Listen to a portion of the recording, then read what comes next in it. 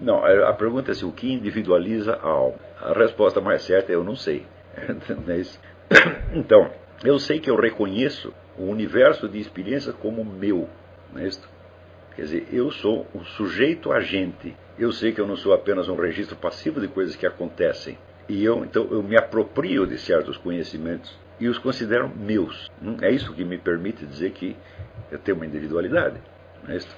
Então, onde está exatamente o centro e o elemento unificante disso? É o que nós chamamos de eu profundo. Nós não teríamos eu nenhum se não tivéssemos um eu profundo e imortal. Porque tudo o que eu tomo conhecimento, seja no mundo externo, seja em mim, é fragmento. E se tudo é fragmento, como é que um fragmento pode unificar outros fragmentos? Tá entendendo? Mesmo os elementos mais duráveis da minha experiência psíquica, eles também são fragmentários.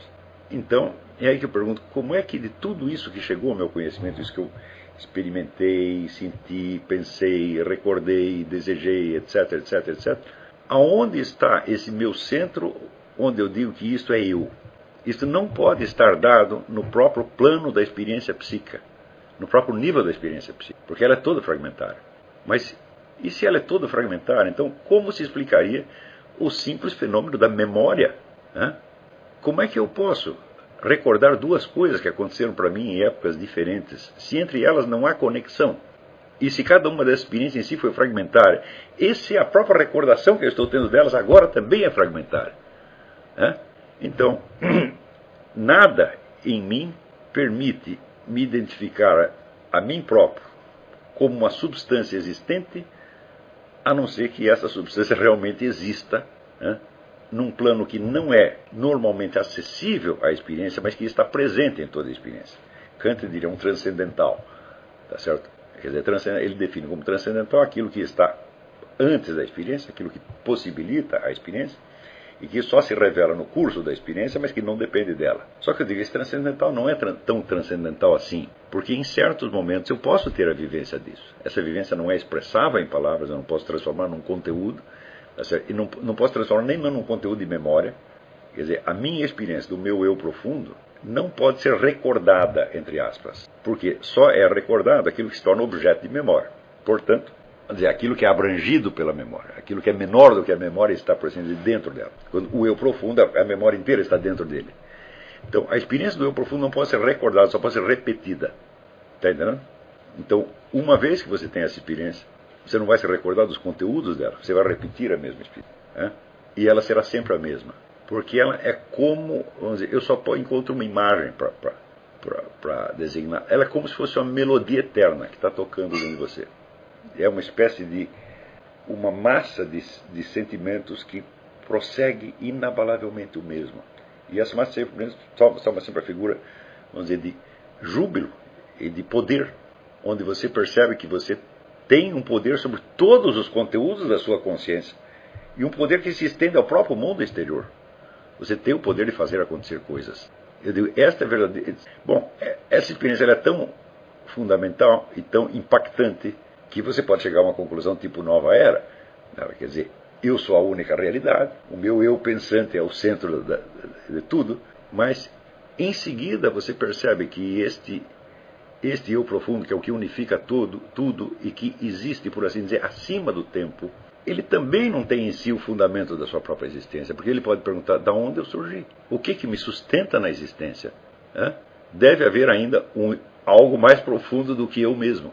Este algo mais profundo, a única relação possível que se pode estabelecer com ele, tá certo? É a relação de amor e gratidão sem fim. É a única que existe. Então é por isso que Paulo Claudel dizia que Deus é aquele que em mim é mais eu do que eu mesmo. Este é o centro unificante. Quer dizer, Deus criou o universo como uma constelação de poderes anímicos. Cada um deles praticamente ilimitado, mas eles se limitam uns aos outros. E também não, vamos dizer, não se constituem a si mesmos. Hoje eu entendo que esta é a verdadeira estrutura do mundo. Quer dizer, não é que existe um mundo físico, externo, bonitinho, funcionando por suas próprias leis, e dentro dele existem almas. Não, é o contrário. Existe o universo das almas, e dentro dele existe o mundo físico. As relações entre as almas, elas são também regidas por leis. Quer dizer, essa constelação das almas constitui uma realidade objetiva. Quer dizer, não é que nós vivemos num mundo totalmente subjetivo, onde só existe o que se passa na nossa cabeça. Não. Seria assim se cada um de nós fosse a única cabeça, mas como existem várias almas pensando. E entre elas existem relações, vamos dizer, de amor, de participação, de rejeição, de ódio, etc, etc, etc. É possível, por exemplo, que uma alma tenha mais força que a outra e a domine. Isso acontece o tempo todo. Então, é neste plano das almas imortais que se decide salvação ou danação. É neste e não no das ações terrestres. Seria inteiramente absurdo, vamos dizer, que ações terrestres fragmentares e passageiras fossem elas mesmas o fator decisivo quando elas são apenas a expressão local e aparente do desejo profundo da alma imortal. Está entendendo?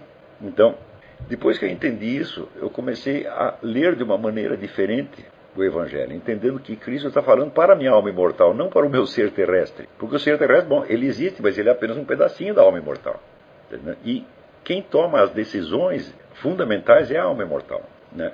A decisão, por exemplo, quando eu digo somente a alma imortal, pode ter fé, porque a parte mortal terrestre, ela é toda fragmentária. O que ela pensa num minuto, ela esquece no minuto seguinte. Então, o que significaria a fé para um bicho tão impermanente, tão fragmentário? Se não houvesse uma unidade profunda do ser humano, a palavra fé não faria o menor sentido. E o que é a fé? A fé é a confiança em nosso Senhor Jesus Cristo. Não como, vamos dizer, um poder externo, mas como um poder que me constitui desde dentro, mas sobre o qual eu não tenho alcance. Ele me constitui como força independente, capaz de dizer eu, de escolher, de agir, de transformar o mundo exterior, de agir sobre as outras almas, etc, etc. E ele permanece dentro de mim como o segredo de tudo isso. Mas ao mesmo tempo também está nas outras almas. Então, quando Santo Agostinho diz a verdade está no interior do homem, eu digo, interior onde? Interior do corpo? Não é possível, né? Se a verdade estivesse no interior do meu corpo, ela se desfaria quando o meu corpo se desfaz, né? Então, por exemplo, 2 mais 2 é 4, é uma verdade. Como é que isso pode estar no meu interior, se por interior eu entendo a corporalidade terrestre? Não faz o menor sentido. Então, no dia seguinte que eu morresse, 2 mais 2 passaria a dar 5 ou 6 ou quanto quisesse. Então, não é possível isso. Então, é no interior do repertório de poderes da alma imortal, como uma dimensão ainda mais profunda, tá certo? A qual você não tem acesso cognitivo, mas tem acesso mediante o amor. Está entendendo?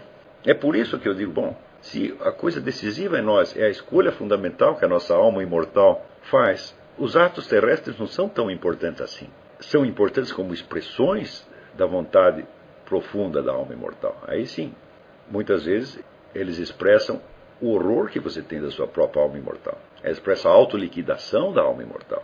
Quer dizer, você está agindo como se você quisesse matá-la. Quer dizer, você não aceita a sua existência, poder autônomo que te foi conferido pelo amor divino. E você não aceita porque você não aguenta, porque é grande demais para você. Está entendendo? Então, hoje, eu entendo que todos os elementos da moralidade devem ser entendidos neste plano. Não no mero plano da conduta, ao qual o Estado e a legislação civil têm acesso. Então, é claro que também se a sua alma imortal tem, vamos dizer, o poder até de provocar acontecimentos no mundo exterior, de provocar acontecimentos psíquicos em outras pessoas, ela também tem o poder, vamos dizer, de reformar e melhorar a sua conduta na Terra. Mas essa capacidade é limitada, porque existe a constituição do mundo físico que não foi você que fez. Então aí você tem, existe uma espécie de colaboração entre os poderes da alma e os poderes de Deus. Às vezes, a alma imortal tropeça nas próprias limitações da sua psique terrestre. E às vezes leva um baile.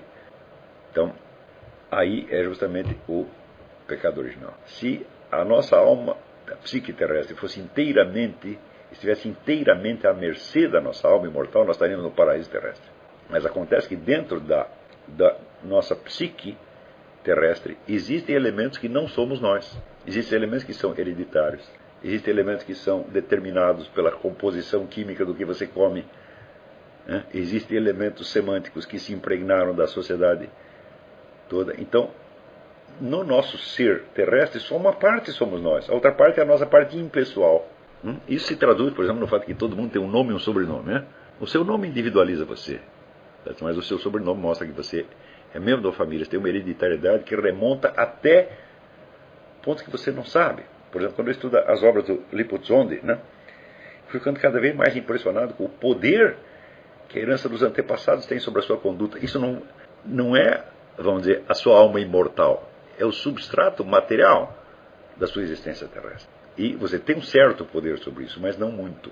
E, em geral, vamos dizer, essas dificuldades, essas contradições da sua psique terrestre te mantém ocupado o tempo todo. E você chama isso de eu, sem lembrar que que tudo isso são elementos soltos, que você jamais poderia sequer chamar de eu se não existisse por baixo deles um eu mais profundo, permanente. Está entendendo? Eu espero que tudo que eu esteja falando se torne óbvio, sem que eu precise provar. Eu não posso provar nada, eu só posso descrever, e as pessoas que ouvem falam, é assim mesmo, eu observo que é assim. Talvez o que eu estou dizendo não é tudo, mas é sempre assim. Então, é por isso que, vamos dizer, uma atenção excessiva aos problemas da psique terrestre só pode te desviar do que é essencial. E esses problemas constituem, vamos dizer, quase que a totalidade das nossas preocupações no dia a dia, e eles constituem a substância do juízo moral que nós fazemos de nós mesmos e dos outros.